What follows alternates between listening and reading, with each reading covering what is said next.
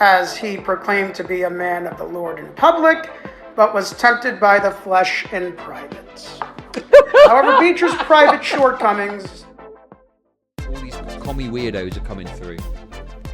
So, this is a thread by someone called Jian Yu, I guess, or something. And he's basically like a pro-Caleb Maupin person, from what I understand. We must stand firmly against all instances of abuse, and now is a more important time than ever to stand with the victims. Even if the victims have expressed politics you personally disagree with, now is the time to show solidarity and sympathy. As someone who does not take defamation very lightly, I've reached out to multiple people who've known Caleb, and they all have corroborated his tendency to bring up spankings. What? What a line. What a line. Jesus. What a line. They have all corroborated his tendency to bring up spankings. Is there anyone this guy didn't talk to about spankings? Jesus. I also thought back to the one and only time we've met, and do remember him bringing up spankings, and the fact that his principal in Ohio had a paddle, and how that was legal at the time. Oh, guess what? This guy said he did it too. Oh, man.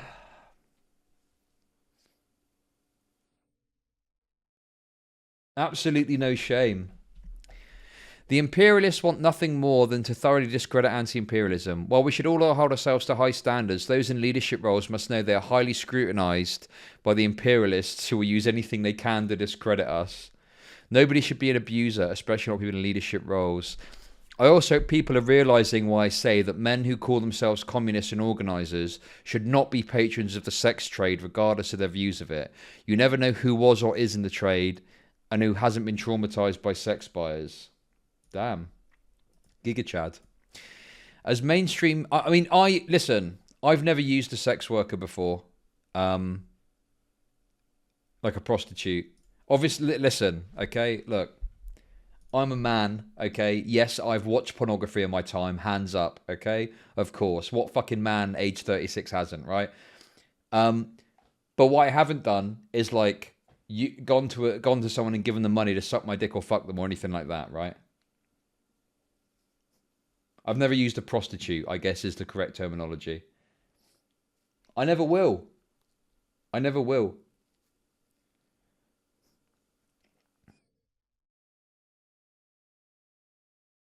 I never will. I personally think it's a weird thing for me. But yeah, I mean, if people do it, like, I'm not going to jump down the throat about it. But Caleb Maupin doing it, particularly when my understanding is he's got a kind of negative line on sex work, I thought, is kind of weird. But maybe I got that wrong. But I'm pretty sure he's kind of anti-sex work broadly. As mainstream media and the rad libs inevitably use this event to smear all anti-imperialists, we must stand firm in our politics and all do a better job of holding each other accountable for our actions. So yeah. Oh yeah, we've already seen the ring, haven't we? Anyway, who is her? So Jason Unruh and Caleb Maupin have had beef for a long time. Okay.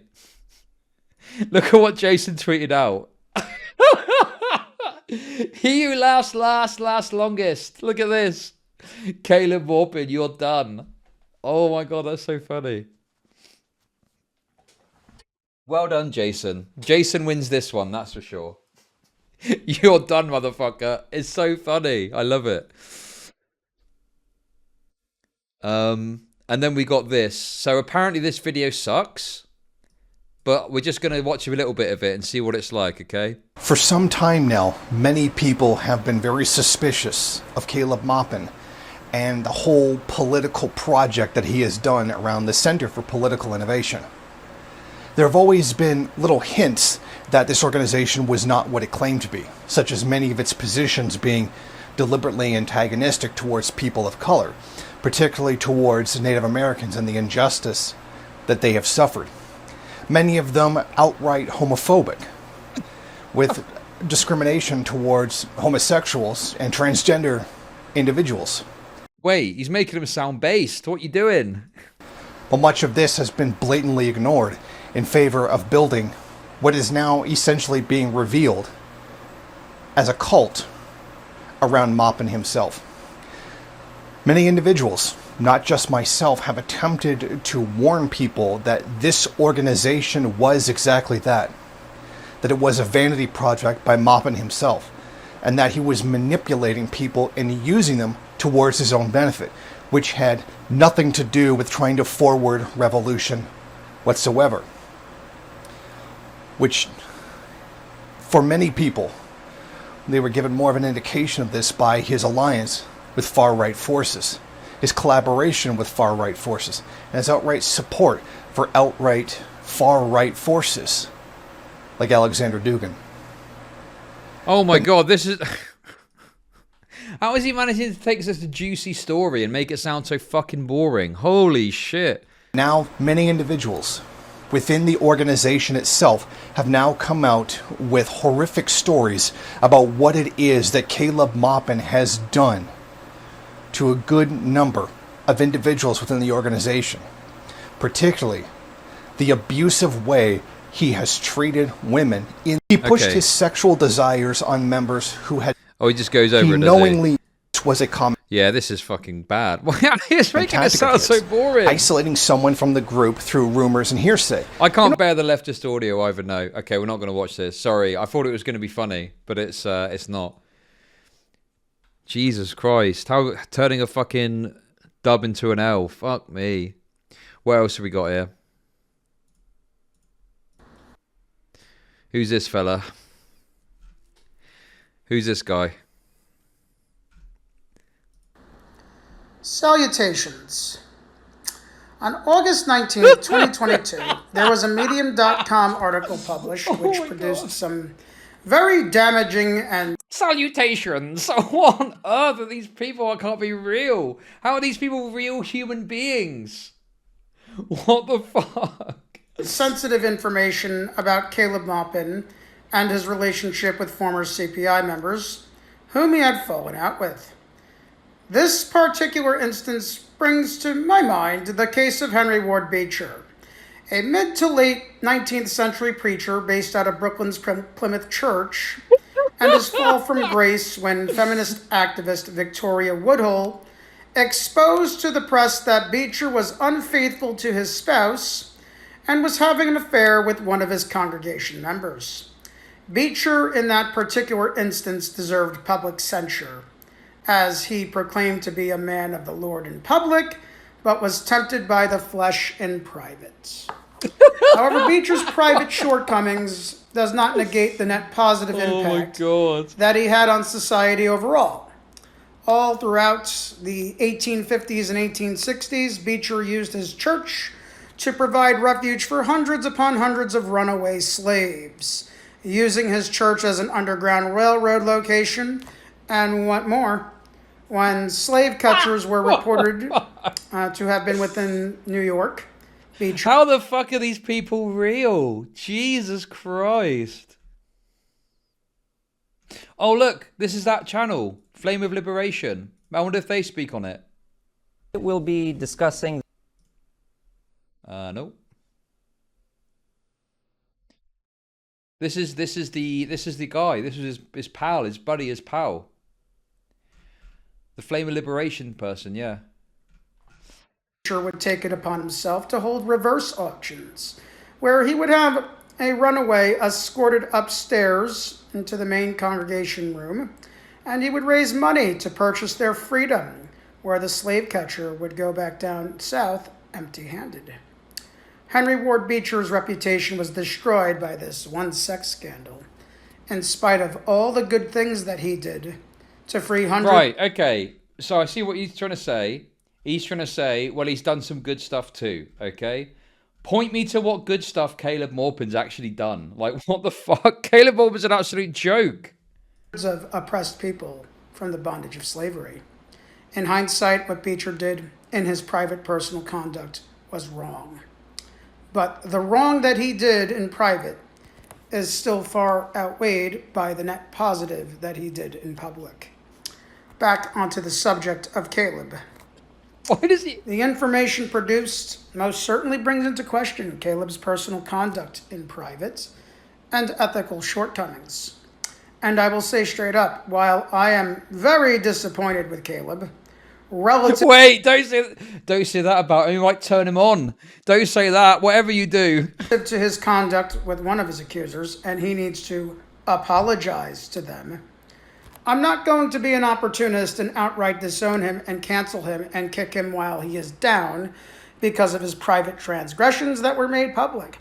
Especially in this age of cancel culture opportunism, where everyone seeks to tear others down. So Okay, listen. I'm a big critic of cancel culture, okay? And I think there's issues with it and stuff like that, right?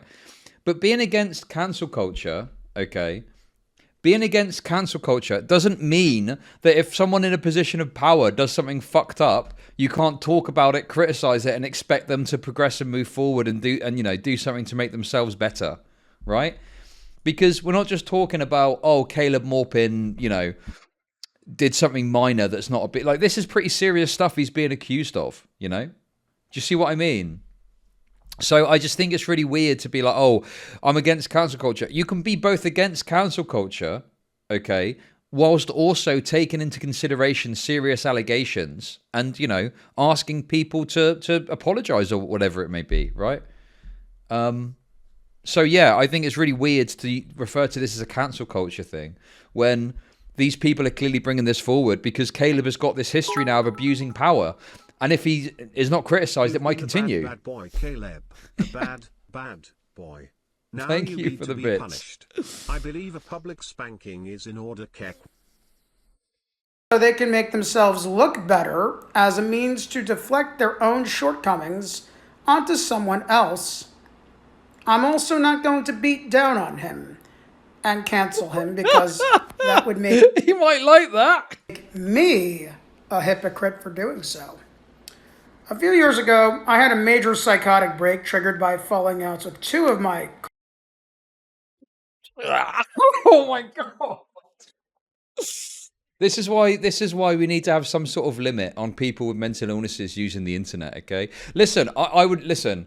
When I was very severely depressed, right? The idea of me setting up a YouTube channel, terrible idea, terrible plan, okay? Terrible plan.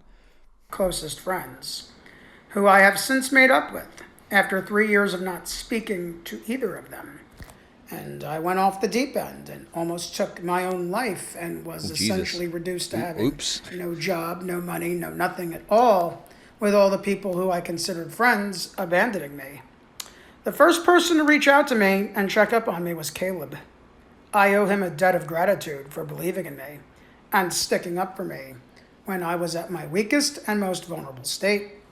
So, in the interest of being fair, not popular, in the interest of being fair, I'm providing him with the same courtesy that he provided me with. And while I do not approve of his personal conduct towards others, I'm also someone who does believe in giving people second chances. Oh my if god. they truly and sincerely work to improve upon their shortcomings and make strides. He doesn't realize. Right. So this is just proving the logic that the people are talking about in the document, that he reaches out to people when they're at their lowest ebb. This guy just tried to fucking top himself. He had no fucking prospects, and Caleb reached out to him. Why would Caleb give a shit about some fucking loser that's just tried to kill themselves? Well, it's because he thinks he can manipulate him and turn him to his cause. That is exactly what's going on there, and he doesn't realize it. Do you know what I mean? To become a better person.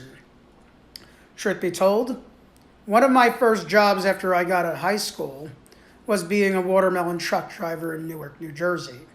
I worked in an economically desperate neighborhood. That's harsh. Sorry, the guy's a loser. Listen, I'm sorry, it's true. Like, it sounds harsh, but what I mean, look at this from Caleb Maupin's perspective, right? Why do you think he cares about some guy that hasn't got any fucking job or any prospects that's just tried to kill himself? Why is he doing that, right? Why is he fucking doing that? If that softens it for you. But yes, the guy is a loser. I'm sorry to fucking break it to you, but someone in that situation is a loser. Like, they just are. In terms of, like, why would Caleb Maupin want to interact with them? Do you disagree with that? Or do you just want me to say it a bit nicer? I often found myself working alongside of the homeless, drug addicts, sex workers, ex-cons, bloods, crips, and straight-up killers. I have worked with people who openly admitted to me that they have murdered people in the past relative to gang initiation rites. In the eyes of respectable society, these people were beyond redemption and beyond forgiveness. However, as they have worked their ass off alongside of me, sweated alongside of me, and were compassionate towards me, even when I was green and didn't know what the hell I was doing, I decided to forgive them. Because while they did commit unfathomable wrongs in the past, as a byproduct of social and economic conditions they found themselves in, which were beyond their control, they were working to improve their future, even though their efforts were to wind up in vain. I have worked with and have forgiven people who have done far worse things than Caleb did.